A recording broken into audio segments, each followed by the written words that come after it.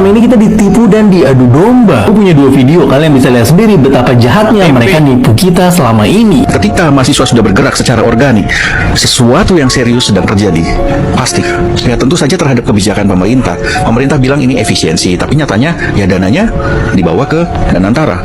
Nah, ini kan ngawur gitu loh. Ini jelas-jelas ini adalah pemotongan anggaran yang tidak perlu gitu, dan jelas ini bukan efisiensi. Jadi jangan pernah tertipu dengan kata-kata semacam itu. Itu video podcast abal-abal dari Media Tempe. Nah, sekarang kalian bandingin sama kenyataannya. Sebenarnya kami dari mahasiswa itu menyambut baik terkait efisiensi ini apabila dia tepat sasaran. Makanya kami dalam tuntutan adalah kaji ulang, bukan menolak efisiensi, Mbak. Ketika sekali Menteri Keuangan sudah mengkoreksi bahwa tidak ada pemotongan untuk yang berakibat pada kenaikan UKT, kenapa masih cemas? Karena gini, buat teman-teman mahasiswa ini, mereka perlu hitam di atas putih, mereka perlu kejelasan, mereka perlu peraturan yang memang benar-benar nge-state kalau itu nggak boleh naik, atau seruan, atau surat edaran, atau lain sebagainya. Karena apa? Karena akhirnya keputusan naik tidaknya UKT ini kan bergantung sama perguruan tinggi masing-masing. Guys, ternyata selama ini mahasiswa itu mendukung efisiensi yang dilakukan pemerintah. Dan mereka juga sebenarnya sadar udah banyak kebocoran di APBN. Jadi yang mahasiswa ributin dari kemarin itu, poin utamanya adalah cuma butuh kejelasan hitam di atas putih kayak surat edaran dari pemerintah yang menjelaskan kalau biaya pendidikan itu sama sekali nggak terpengaruh sama efisiensi. Karena Menteri Keuangan itu baru cuma statement lisan. Yang ditakutkan perguruan tinggi atau kampus mereka banyak yang ambil kesempatan isu efisiensi ini buat naikin UKT atau biaya kuliah mereka. Tapi podcast bocor alus tempe ini udah jadi bensin. Mereka ini bensin yang udah Wabarakatuh.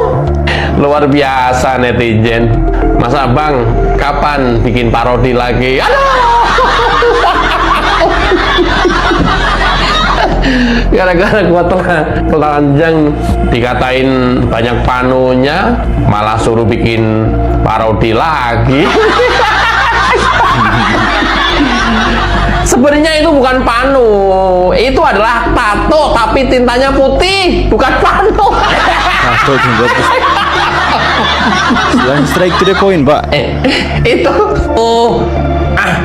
gengsi dong, YouTubein lagi. Saya tidak akan bahas itu. Ya, saya akan bahas betapa dunia kampus kita hari ini adalah krisis moral. Krisis moral. Luar biasa.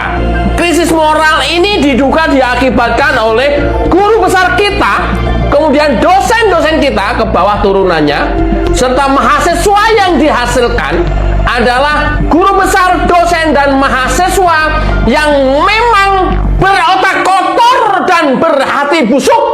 Bukan kritis, bukan.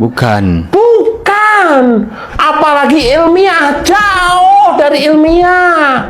Tapi kotor otaknya dan busuk hatinya. Itulah dunia kampus kita hari ini. Krisis moral. Bener-bener krisis moral. Coba kita lihat dulu videonya, baru itu nanti kita bahas. Kita lihat lagi ya videonya teman-teman. Miris kan? Krisis moral, betul.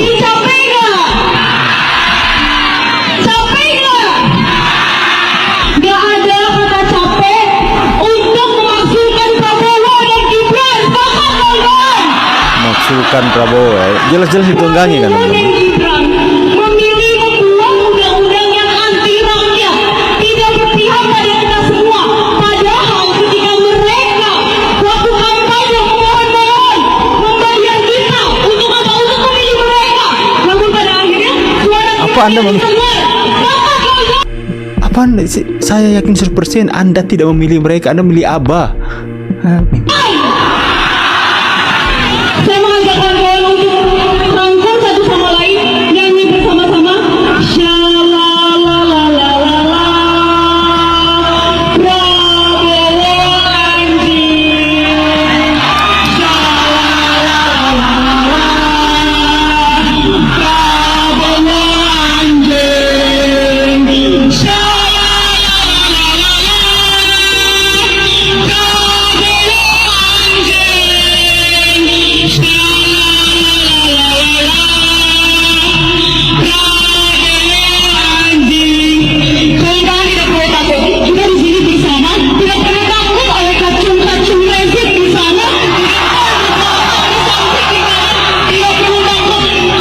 Tunggu Anda. Kalau pemilik hak suara itu bukan kacung-kacung rezim yang berdiri di sana memprovokasi kita, karena apa? Karena mereka dibayar lebih dari kita.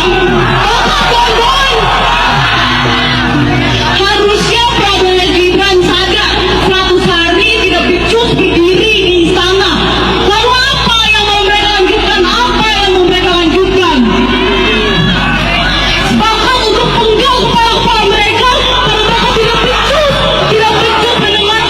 Nampaknya kelihatan kena efisiensi anggaran ini. Tidak ada kata akhir dari perlawanan. Perlawanan akan terus ada dan berlipat ganda. Jadi para kacung-kacung rezim jangan Jadi orang tuanya pasti HTI atau enggak FPI. Kita akan terus berlawan sampai Prabowo Gibran Baju agamis tapi mulutnya kotor dan busuk. anjing pangkat jagoan. Hidup rakyat Indonesia. Hidup rakyat Indonesia. Hidup rakyat Indonesia. Astaghfirullahaladzim. Astaghfirullahaladzim. Astaghfirullahaladzim. La haula wala quwata illa billahil azim. Ya Allah ya Rabb. Ampuni ya Allah perempuan dajjal ini ya Allah. Jika dia PSK yang menyusup di tengah-tengah mahasiswa dan melakukan Emosi orasi, Bapak ini ya. tegur ya Allah. Ya Allah ya Rob, sadarkan mereka ya Allah. Mereka berhijab ya Allah. Saya nggak tahu hijabnya hanya sebagai kedok atau memang benar-benar berhijab murni menutup aurat. Tapi kalau dilihat dari mulutnya, kok ini aku menduga PSK yang menyusup di tengah-tengah mahasiswa. Kalau sudah seperti ini, kemudian para mahasiswanya mengikuti seluruh dari apa yang mereka ucapkan, mau jadi apa mahasiswa kita? Ucapan-ucapan seperti ini kan layaknya PSK yang mengeluarkan atau yang keluar dari mulutnya. Mulut PSK kan nggak jauh-jauh dari binatang yang diucapkan. Seperti ini. Ini ada deliknya. Kalau Kapolri diem saja, negara kita bubrah, rusak. Pasal 218 KUHP mengatur tentang siapa yang menyerang kehormatan, harkat dan martabat presiden, wakil presiden. Dia diancam dengan penjara 3 tahun 6 bulan. Apa Kapolri masih mau menunggu laporan? Kalau Kapolri mau menunggu ini sebagai delik aduan, seorang presiden nggak akan melaporkan rakyatnya. Ini sudah langsung bisa ditindak. Kapolri, Listio Sigit, kalian jangan diem saja, cukup gampang untuk bisa mendeteksi ini orang. Kok aku menduga ini bukan mahasiswi ya?